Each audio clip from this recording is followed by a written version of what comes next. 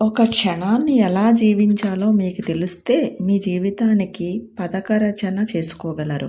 మనస్సుతో వచ్చిన చిక్కు ఏమిటంటే అది ఎప్పుడూ భవిష్యత్తులోనే బ్రతుకుతాను అంటుంది. రాబోయే బంగారు రోజుల కోసం ఆలోచిస్తూ ఉంటుంది. అదొక పథకరచన కాదు, అదొక పగటి కల. భావి ప్రణాళికలను నేను అర్థం చేసుకోగలను. కానీ గుర్తుంచుకోండి, భవితకు పథకరచన చేయడానికి, కలల్లో జీవించడానికి చాలా వ్యత్యాసం ఉంది. పథకరచన ప్రస్తుత క్షణపు కార్యశీలత కనుక ప్రస్తుత క్షణానికి మీరు ఎంత అందుబాటులో ఉంటే అంత చక్కగా స్పష్టతను, పారదర్శకతను కలిగి ఉంటారు. ప్రస్తుతంలో మనస్సుకు తావు లేదు.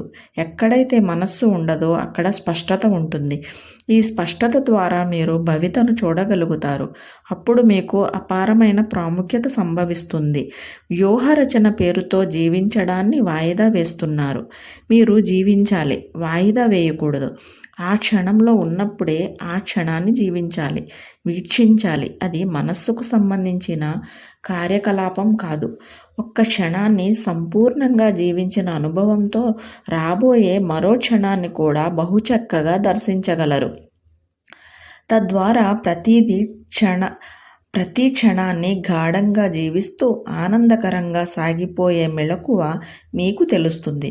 కాబట్టి ఎప్పుడైతే మరో క్షణం వస్తుందో తక్షణమే మీరు మరింత లోతులకు, మరింత ఉల్లాసంగా, ఉత్సాహంగా వెళ్తారు. మీరు జీవించడానికి ఒక క్షణం మాత్రమే ఉంటుంది. ఒకేసారి 2 క్షణాలు ఉండవు. అందుకే ఒక క్షణాన్ని ఎలా జీవించాలో తెలుసుకుంటే అందులోనే జీవితానికి సరిపడా వ్యూహరచనను చేసుకోగలుగుతారు. అంతేకాని ప్రత్యేక పథకాలు ఏమీ అక్కర్లేదు. ఎందుకంటే ఆ పథకాన్ని పన్నడంలోనే జీవించడాన్ని మర్చిపోతారు కనుక. వర్తమానం ద్వారా భవితను జీవించండి. సహజ సంసిద్ధతతో జీవించే మనిషికి అతని వర్తమానపు అనుభవం ద్వారా 2 విషయాలు సంభవిస్తాయి. అందులో ఒకటి, అతడు ఎప్పటికీ కూడా వాయిదాలు వేయడు. రెండవది, అతని భవిత వర్తమానం ద్వారా జీవించబడుతుంది. అప్పుడు పథకరచన మనోకార్యకలాపం ఎంత మాత్రం కాదు.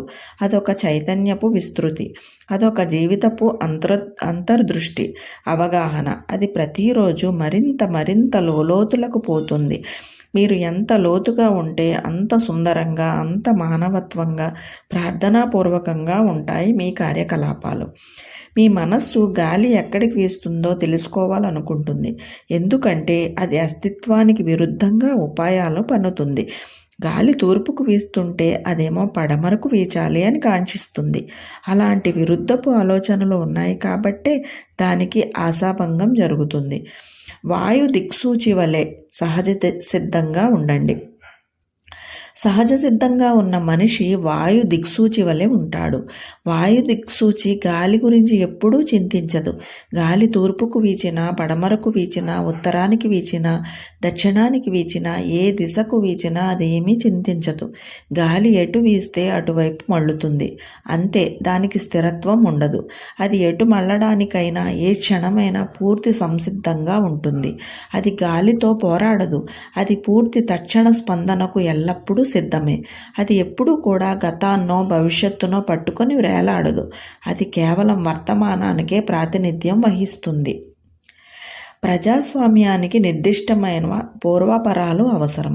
నేను ప్రజాస్వామ్యాన్ని ప్రేమిస్తాను, పౌర స్వేచ్ఛను ప్రేమిస్తాను.